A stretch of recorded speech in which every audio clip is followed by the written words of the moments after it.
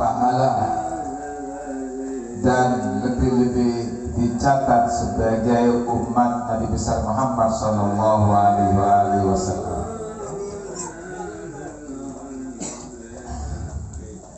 Para hadirin rahimahumullah,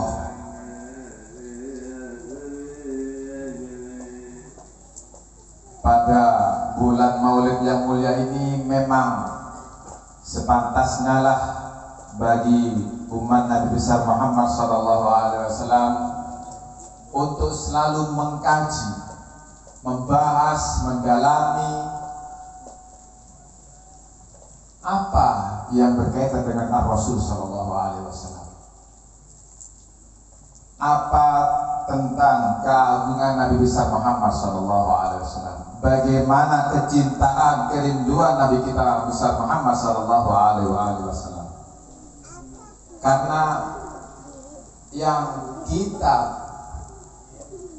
peringati pada hari ini adalah Nabi Allah, Nabi kita Nabi besar Muhammad sallallahu alaihi wasallam, di mana beliau seorang nabi yang mulia, seorang yang agung dan diagungkan dan dimuliakan oleh Allah Subhanahu wa taala. Tentunya keagungan dan kehebatan ini bukan sekedar basa-basi masyarakat hadirin. Kalau yang mengakui kehebatan itu adalah manusia, belum tentu hebat di sisi Allah. Kalau yang mengatakan besar adalah manusia, maka bisa jadi di sisi Allah kecil. Tapi kalau Allah sudah mengatakan besar, mulia, hebat, maka kebesaran dan kehebatan ini tidak akan bisa diragukan sama sekali. Makanya Allah Ta'ala mengatakan dalam Al-Quran, A'udzubillahi minasyaitonir rajim, Bismillahirrahmanirrahim, wa innaka la'ala khuluqin 'adzim. Dan sesungguhnya engkau wahai Nabi Muhammad ala khuluqin 'adzim, di atas akhlak yang mulia. Allah sendiri mengakui kehebatan daripada dan keagungan daripada Nabi kita Nabi Muhammad sallallahu alaihi wasallam. Sehingga dari sini ulama-ulama banyak mengkaji, menulis tentang siapa Rasul sallallahu alaihi wasallam. Sehingga muncullah Maulid Barzanji, muncullah Maulid Diyaul Lami, muncullah bermacam-macam kitab yang semuanya membahas Ar-Rasul sallallahu alaihi wasallam. Dan ingat, apapun bentuk pujian karangan daripada ulama tidak akan sampai kepada hakikatul Rasul, tidak akan sampai kepada titik terakhir daripada siapa Rasul sallallahu alaihi wasallam. Makanya Al-Imam Busiri mengatakan dalam burdah, ya, dalam burdahnya mengatakan, fa inna fadla Rasulillahi laisa lahu haddun fa yu'ribu anhu natiqun bifami. Sesungguhnya kemuliaan Rasulullah sallallahu alaihi wasallam laisa lahu haddun, tidak ada batasnya, masyaallah. Kita yang penuh dengan kekurangan, manusia yang penuh dengan kekurangan, ulama yang penuh dengan kekurangan, mau mengkaji Ar-Rasul, maka sampai detik ini tidak akan sampai kepada hakikatul Rasul sallallahu alaihi wasallam. Kenapa? Karena yang menjadikan Rasulullah adalah Allah yang maha sempurna. Sehingga banyak sekali pujian-pujian, pembelaan-pembelaan dari Allah tentang Ar-Rasul sallallahu alaihi wasallam. Bahkan ini merupakan kehebatan keagungan Rasulullah. Bahkan ma'asyiral hadirin, keagungan Ar-Rasul sallallahu alaihi wasallam disebutkan dalam Al-Qur'an beberapa ayat. Di antaranya, kalau Allah Subhanahu wa taala memanggil nabi-nabi selain Nabi Muhammad, banyak langsung memanggil namanya. Ya Adam, di saat Rasulullah, di saat Allah Ta'ala memanggil Nabi Adam, ya Adam uskun anta, langsung memanggil namanya. Ya Musa, ya khalaqna alaik, langsung memanggil Rasul, memanggil namanya langsung. Ya Musa, wahai Musa. Dan banyak sekali ayat-ayat yang menjelaskan bahwasanya Allah memanggil selain Nabi Muhammad langsung dengan namanya. Tapi tidak, ma'asyiral hadirin, dengan Nabi kita, Nabi besar Muhammad SAW. Banyak sekali ayat-ayat di situ Allah dipanggil, Allah memanggil Rasulullah bukan dengan namanya, tapi dengan titel. Ya ayyuhar Rasul, ya ayyuhan Nabi, dan seterusnya. Banyak sekali ayat-ayat yang menunjukkan bahwasanya Rasul SAW di sisi Allah orang yang luar biasa, orang yang agung, bahkan namanya pernah sejajar dengan Allah di ars, pernah sejajar dengan nama Allah di ars. Inilah keagungan Rasul SAW yang harus kita kaji bersama-sama, dan banyak sekali keagungan-keagungan tentang Rasul SAW. Dalam sisi yang lain, ma'asyiral hadirin, bagaimana kerinduan Rasulullah, orang yang agung, yang mulia, yang hebat seperti itu di sisi Allah, mempunyai kerinduan yang luar biasa dengan umatnya.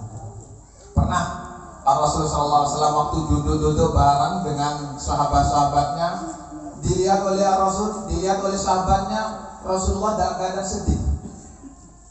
Bahkan beliau mencucurkan air matanya. Kemudian sahabat heran, bingung, ada apa Rasulullah sampai menangis sedih seperti itu. Akhirnya sahabat ada yang memberanikan, "Ma yubkika ya Rasulullah?" Apa yang membuat kamu menangis wahai Rasulullah? Apa yang membuat kamu sedih seperti ini ya Rasulullah? Akhirnya Rasul mengatakan, beliau menjawab, "Saya rindu dengan ahbabi, saya rindu banget dengan kekasihku." Akhirnya para sahabat mengatakan, "Awalasna bi ahbabikum, bukankah kami adalah kekasihmu ya Rasulullah?" Dijawab oleh Rasulullah, "Anta ashabi, kamu semuanya adalah sahabatku." Kemudian siapa kekasihmu wahai Rasulullah? Kemudian para sahabat bertanya, "Siapakah kekasihmu ya Rasulullah sampai engkau sedih seperti ini, sampai engkau menangis?" Dijawab oleh Rasulullah, "Kekasihku adalah mereka-mereka yang beriman, mereka-mereka yang percaya kepadaku, namun mereka tidak pernah melihat aku." Inilah insya Allah kita masuk kepada golongan-golongan seperti ini. Mudah-mudahan kita masuk di golongan orang-orang yang dicintai dan dirindukan oleh Rasul Sallallahu Alaihi Wasallam. Kerinduan Rasulullah ini luar biasa, ma'asyiral hadirin. Bukan hanya di dunia, bahkan sampai kelak nanti di akhirat tetap akan mencari umatnya.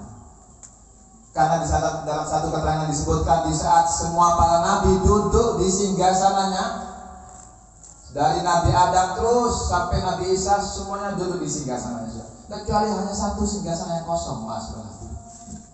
Ternyata setelah diselidiki, singgasananya adalah miliknya Nabi besar Muhammad SAW. Kemana beliau? Apakah duduk santai? Tidak.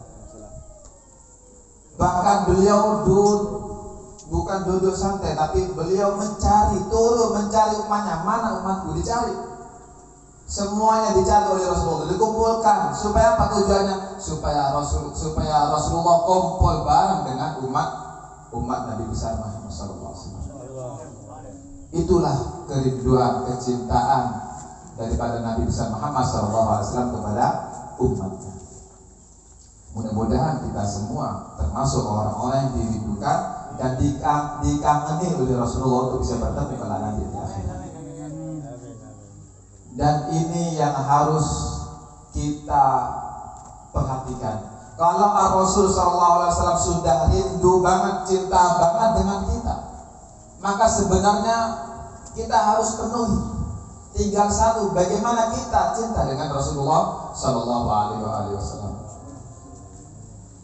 Kalau Rasulullah sudah menyodorkan cintanya kepada kita, maka tinggal kita bagaimana kita mengeluhkan cinta kita kepada Rasul Sallallahu Alaihi Wasallam. Jangan sampai Rasulullah sudah menyodorkan cintanya, kerinduannya kepada kita disuruh acuh tak acuh. Naudzubillah. Cinta inilah yang akan bisa menyelamatkan kita kelak di akhirat. Kalau amal soleh kita belum tentu, ma'asyiral hadirin. Disebutkan dalam sejarah yang lain bahwasanya ada salah satu sahabat yang sering hadir di majelis taklim Rasulullah. Setiap hari beliau hadir. Pada suatu hari, 1 hari, 2 hari, 3 hari, beliau tidak hadir. Ditanya oleh Rasulullah, mana fulan, mana Sauban? Sahabat ini bernama Sauban. Mana Sauban? Ditanya oleh Rasulullah, para sahabat mengatakan, ya Rasulullah, Sauban lagi sakit ya Rasulullah. Beberapa hari ini sakit, sehingga beliau tidak bisa hadir di majlis taklim ini. Maka setelah selesai majlis taklim beliau, Rasulullah pun mengajak sahabat-sahabat yang lain untuk nyapot, untuk ya datang kepada Sauban di rumahnya. Setelah Rasulullah datang ke rumahnya dan didapati Sauban dalam keadaan kurus pucat, dalam keadaan kesakitan, kurus seperti orang sudah berhari-hari sakit. Akhirnya Rasulullah tanya, ya Sauban, gerangan apa yang kamu derita? Sakit apa engkau wahai Sauban?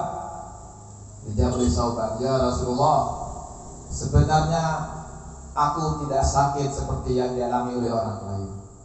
Aku seperti ini dalam keadaan kurus pucat ini bukan karena sakit, tapi datang pikiran kepadaku kalau Rasulullah SAW kelak di hari kiamat akan ditaruh di surga yang paling tinggi. Lalu bagaimana dengan aku? Apakah aku seumpama diselamatkan oleh Allah, dimasukkan ke surganya? Pasti derajatku ditaruh di surga yang paling bawah. Ini sahabat merasa paling bawah dalam surga.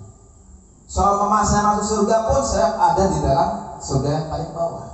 Dan itu pun tidak bakal ketemu dengan engkau ya Rasulullah.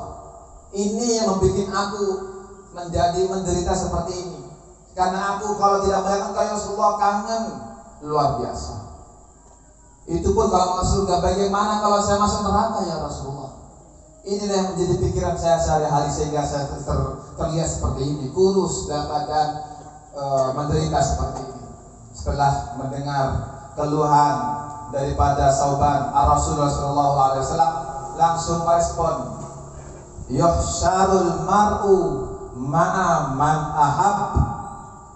Yuhsyarul mar'u ma'a man ahab. Seseorang suatu saat nanti di hari kiamat, di akhirat kelak bakal dikumpulkan bersama siapa yang dicintai waktu dia di dunia. Mendengar hadis seperti ini, seakan-akan Sauban disiram air, ya seperti pada orang yang pasang-pasang mau langsung minum, langsung kebesak. Pada naudika raga rasa. Mendengar hadis ini Rasulullah Sauban langsung bergembira yang luar biasa. Ya, karena Rasulullah menjanjikan yuhsyarul mar'u ma'aman ahab. Seseorang pasti akan dikumpulkan dengan siapa yang dicintai. Kalau yang dicintai adalah Rasulullah, maka berarti dia akan sederajat dengan Rasul sallallahu alaihi wasallam.